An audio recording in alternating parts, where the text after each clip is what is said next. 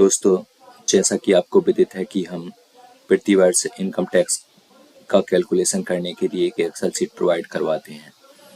इस बार की income tax Excel sheet जो है काफ़ी इनोवेटिव है। अगर इसे इनकम टैक्स एक्सेल शीट का अभी तक का सबसे बड़ा अपडेट माना जाए तो भी कोई अतिशयोक्ति नहीं होगी, क्योंकि इसके माध्यम से हम न केवल संकुल के समस्त स्टाफ का पे कैलकुलेशन और इनकम टैक्स देख सकते हैं, बल्कि उसे सेव करके भी रख सकते हैं। तो चलिए इस एक्सेल शीट को हम डाउनलोड करते हैं और इसमें हमारे इनकम टैक्स का कैलकुलेशन करके देखते हैं। इस पे संकुल के समस्त स्टाफ के लिए आयकर कैलकुलेटर प्रतिवर्ष 2023-24 पर करेंगे। ये जो है हमारे लैपटॉप में डाउनलोड हो जाएगी।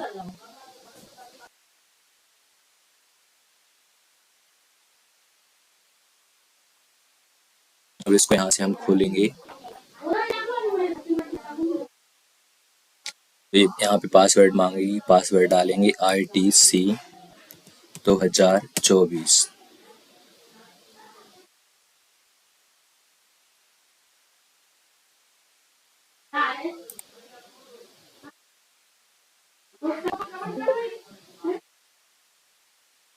अब ये मास्टर डाटा शीट है, इस पर हमें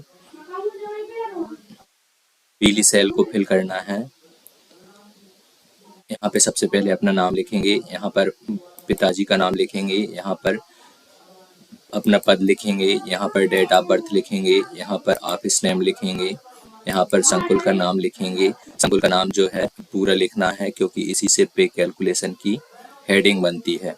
यहाँ पर DDO नाम लिखेंगे, यहाँ पर पैन नंबर लिखेंगे, यहाँ पर ट्रेजरी कोड लिखेंगे, यहाँ पर बेसिक पे लिखेंगे मार्च 2023 का, यहाँ पर ग्रेड पे लिखेंगे, यहाँ पर हाउस रेंट लिखेंगे, यहाँ पर हाउस रेंट रिबेट यदि चाहिए तो यस लिखेंगे और नहीं चाहिए तो नो लिखेंगे।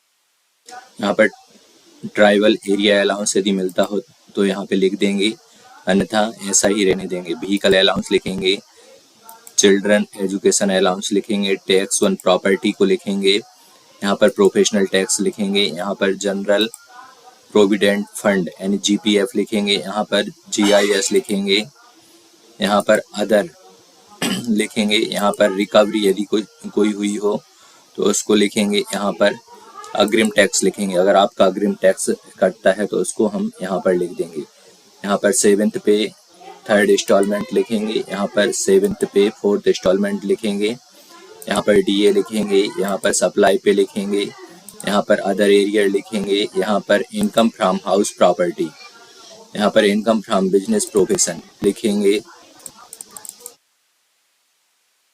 यहाँ पर फ्रेश बेनिफिट यानी कि बैंक अकाउंट का ब्याज लिखेंगे, यहाँ पर अदर लिखेंगे, यहाँ पर जो है इतना डाटा डालने के बाद में ये जो दिख रहा है 67,533, ये हमारा NPS है।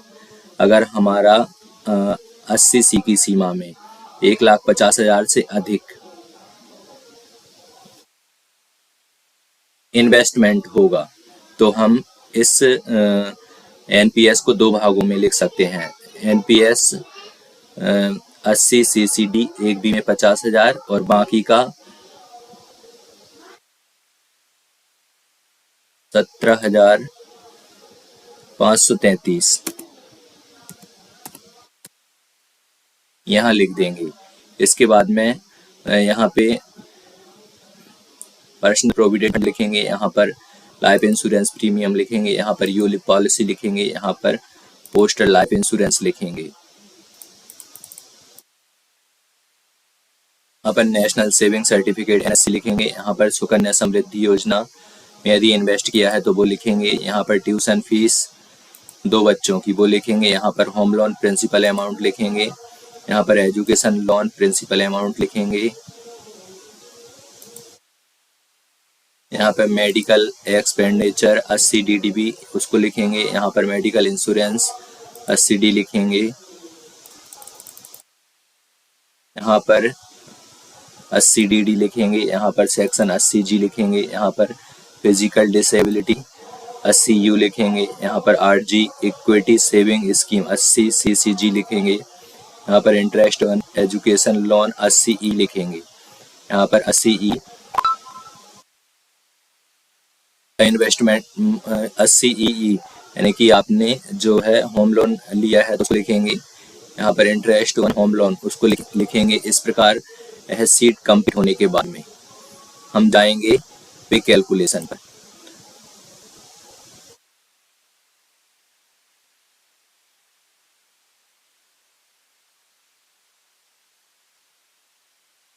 पे कैलकुलेशन पर ये जो सीरियल नंबर दिख रहा है यहाँ पे 1 है, तो ये पूरा मेरा डिटेल यहाँ पे शो हो गया है। ये सारा का सारा डाटा ऑटोफिल हो गया है। इसमें कुछ भी मैनुअली हमने नहीं किया है। ये principal of government higher secondary school Chiklaut Kala ये भी ऑटोमेटिक लिखा गया है। नाम और पद ये भी ऑटोमेटिक लिखा गया है। ये हेडिंग भी ऑटोमेटिक बन गई है। अब हमें जैसे दूसरे टीचर का देखना है तो यहाँ से हम इसको हटाएंगे और यहाँ पे 2 लिखेंगे और इंटर मारेंगे तो दूसरे टीचर का जो है पे कैलकुलेशन शो हो जाएगा। और यहाँ पे कैलकुलेशन ओल्ड टैक्स रिजीम में देखेंगे तो उसका जो है इनकम टैक्स दिख जाएगा। इनका नाम है कमल चौहान और इनका जो इनकम टैक्स बन रहा है ओल्ड टैक्स रिजीम के तहत 29,580 और न्यू टैक्स रिजीम के तहत इनका इनकम टैक्स बन रहा है नील। तो हमें क्या करना है, सबसे पहले मास्टर डाटा कंप्लीट करना है।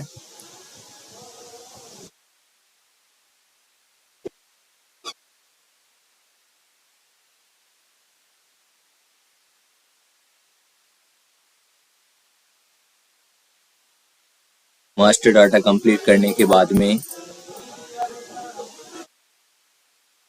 पे कैलकुलेशन पर जाना है और यहाँ पे सीरियल नंबर चेंज करना है। जिस भी टीचर का पे कैलकुलेशन और इनकम टैक्स देखना है उनका सीरियल नंबर डाल देंगे तो वो यहाँ पे दिखाई देने लगेगा और जिसका पे कैलकुलेशन दिखेगा उसका ही इनकम टैक्स भी हमें यहाँ पर दिखाई देने लगेगा, जिससे हम प्रिंट देकर प्रिंट निकाल सकते हैं और साइन करके संकुल में जमा कर सकते हैं।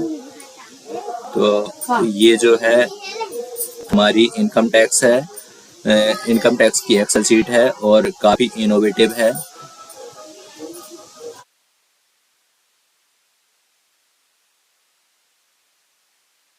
तो दोस्तों यदि ये शीट आपको अच्छी लगी हो तो इसे शेयर कीजिए, अपने और दोस्तों को बताइए। हमारे चैनल को सब्सक्राइब कीजिए, लाइक कीजिए और YouTube वीडियो के डिस्क्रिप्शन में इस इनकम टैक्स एक्सेल शीट की लिंक दी गई है, तो आप चाहें तो वहां से भी इसको डाउनलोड कर सकते हैं।